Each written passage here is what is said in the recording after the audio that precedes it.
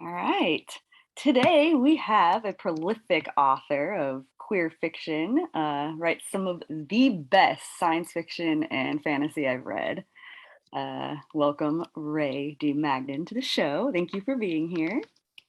That's so flattering. Thank you. What an introduction. I appreciate it. Awesome. Could you start out could you tell us a little bit about yourself? Hi, I'm Ray. I write sapphic stories of adventure and hope. That's kind of the tagline I settled on over the years. And basically, I like writing genre fiction full of action and adventure and feelings. And I like to write about trans, bi, lesbian, queer protagonists because I think everyone deserves to see themselves be a hero and be at the center of the story and face down impossible odds and come out victorious. So that's kind of my guiding principles when I'm working on my stuff. I published 14 books through Desert Palm Press, which is a lesbian owned publishing company that I have had the honor of growing with. And my 2009 cyberpunk novel Lucky Seven won the Golden Crown Literary Award and the Rainbow Award that same year. That It's is so about a cool. bunch of yeah, it's about a bunch of queer misfits who are pulling Ocean's 11 style virtual heists on big mega corporations. So, I've read it. and they're It's all really good. well, we'll talk more about it later. Awesome. So my latest release is Song of Stars. I have the cover. That's a Let's see beautiful if I can get it without the cover. glare.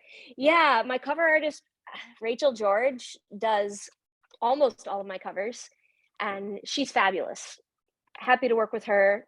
She's going to do all my covers for the indefinite future as well. Song of Stars is a coming of age fantasy romance between two best friends, one of whom has a magical voice and one doesn't.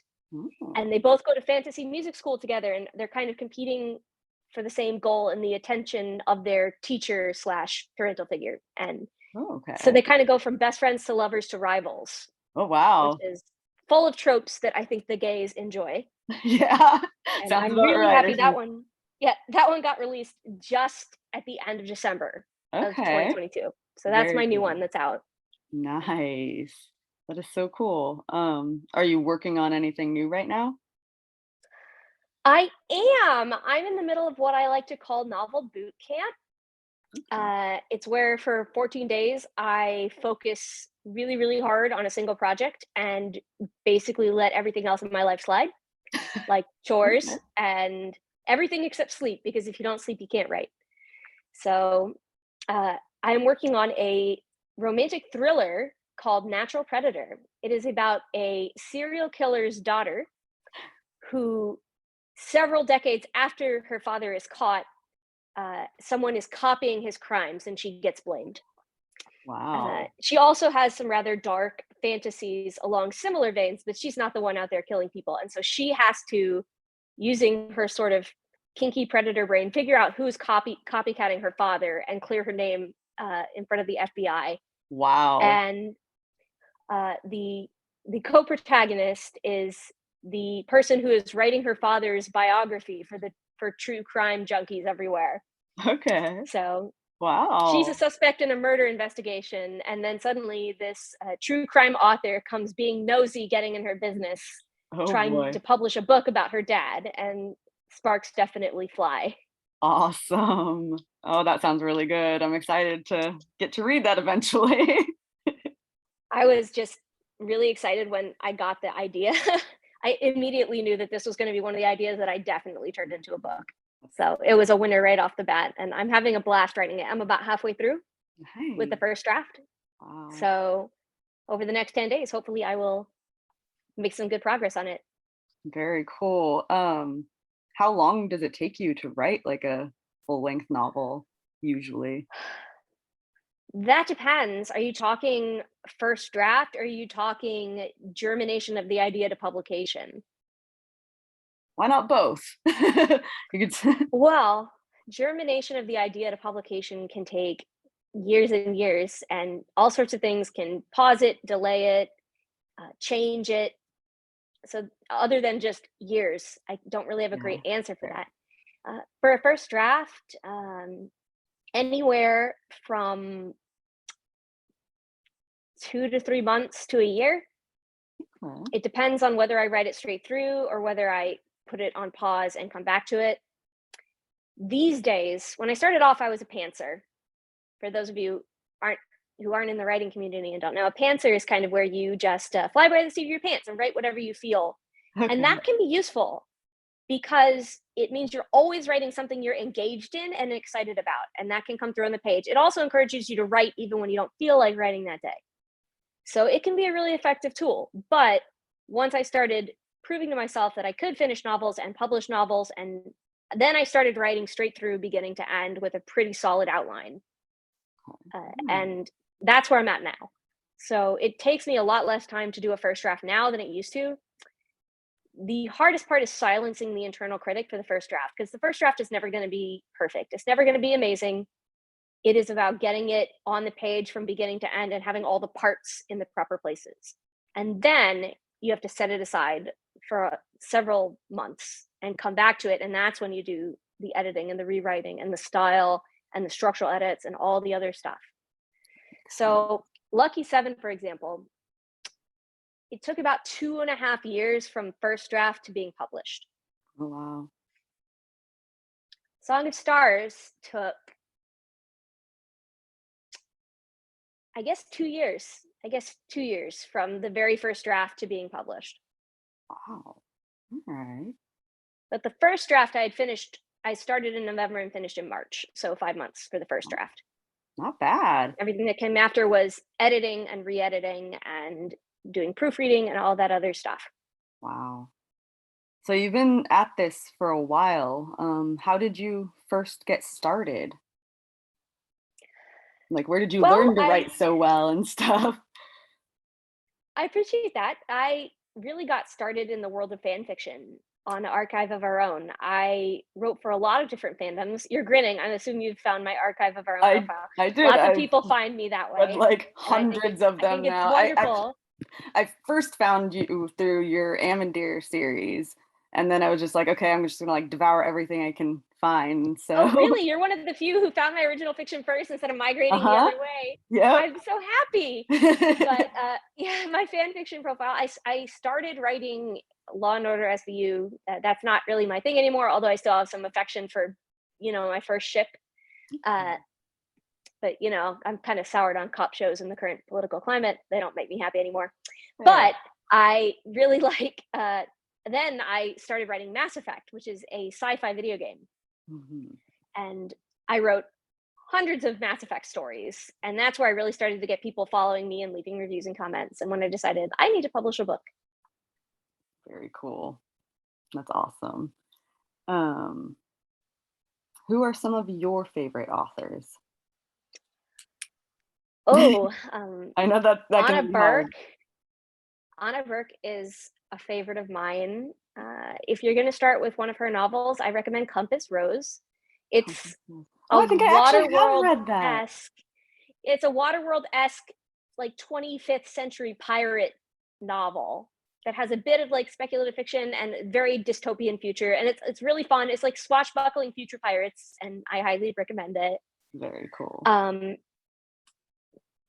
I if you like if you're okay with darker romance, uh, SD Simper and Leon Yutan are some very good authors that I would recommend as well.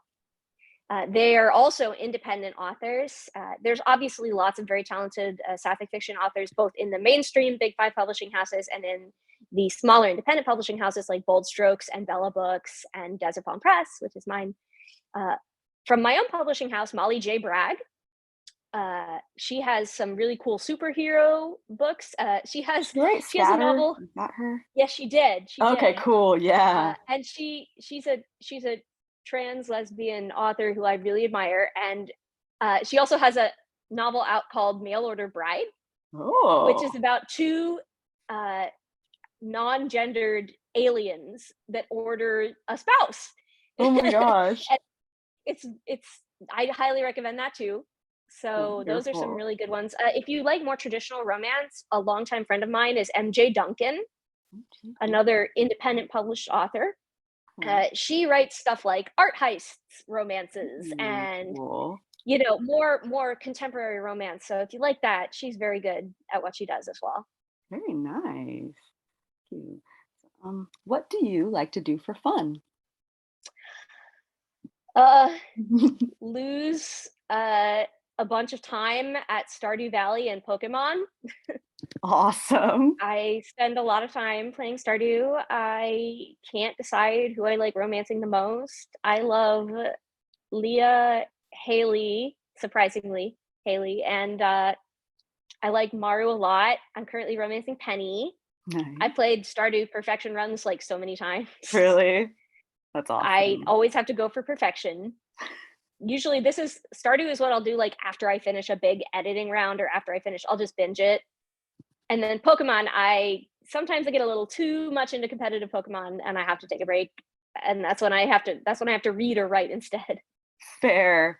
Yeah, I've definitely My been favorite there with Pokemon, games and, like, it's like, sorry. I'm getting, like, a little too obsessed here. I better, like, give Yeah, it a break.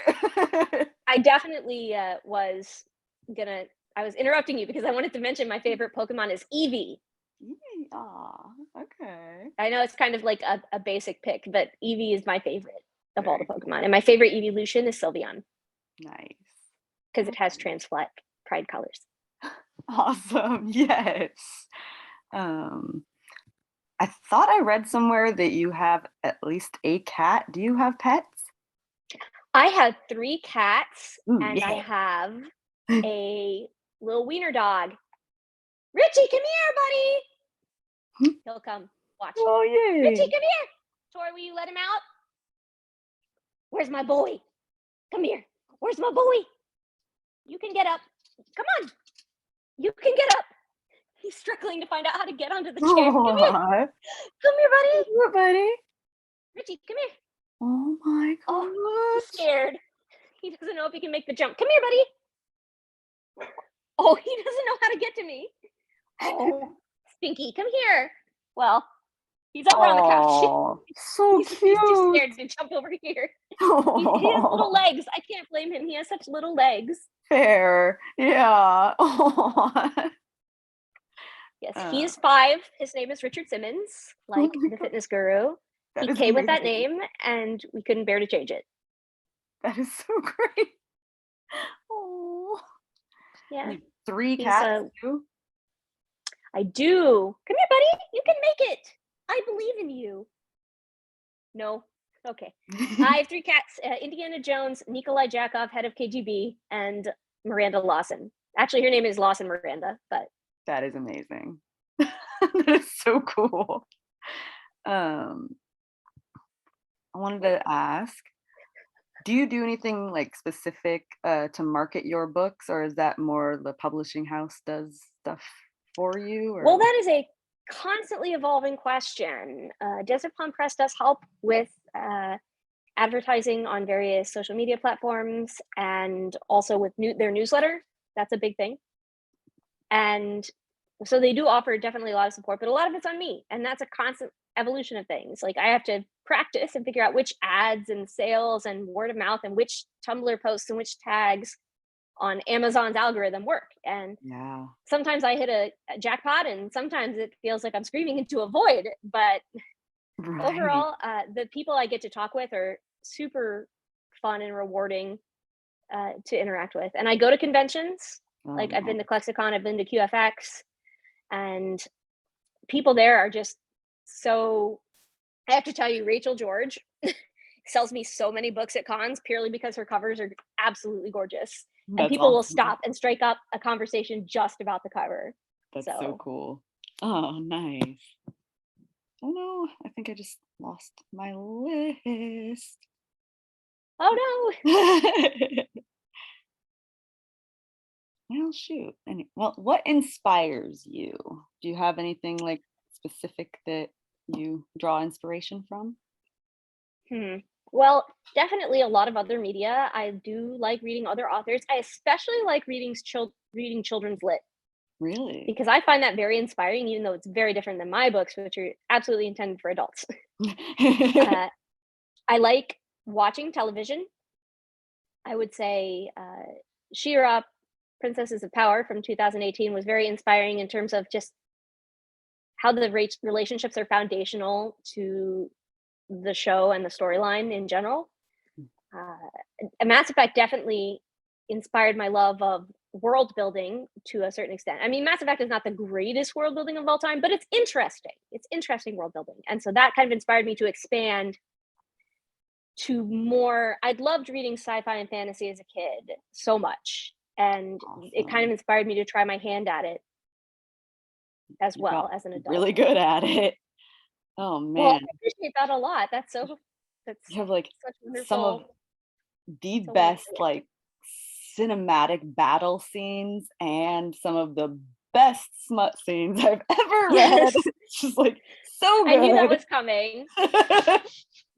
Well, I think sex is a character development tool that people don't necessarily utilize as much as they could. Yeah. And it doesn't just have to be like for people to get off to. And I mean that's fine. Like some of the stories I write, especially on AO3, like that's the intention. So Yeah. like get on with yourself, but I think that I like the other layers it can have about developing a relationship between the protagonist and specifically between two women or queer people.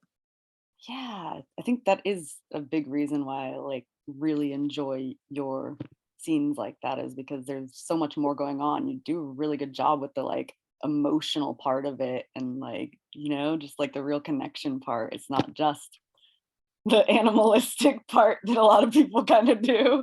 Some of the favorite scenes I've written are not just the actual smut, although I enjoy that of course, but the smut surrounder, which is what I call it, which is like the lead up and then uh the cool down of that scene. A lot of times that shows aftercare, words of affirmation, or if the characters have to be separated, it can really heighten the emotional tension if they have to separate for some reason due to the plot.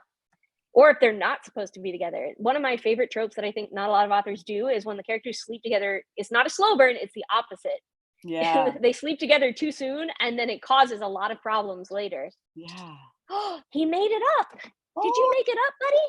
good job, bud. Oh, he jumped up and said Oh, hello.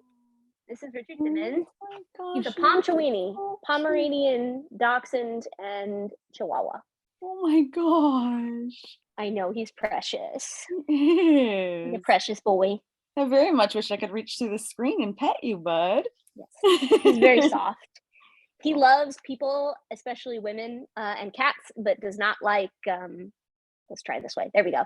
Does not like other dogs at all. He thinks they have to Really? take everything he loves. Yeah, he doesn't like them. My roommate has a dog just like that. Really loves people, gets along well with the cats in the house, but doesn't Sorry really for like other constantly moving dogs. my computer. Richie has made things. He's changed the angle of things. There we go. Nice.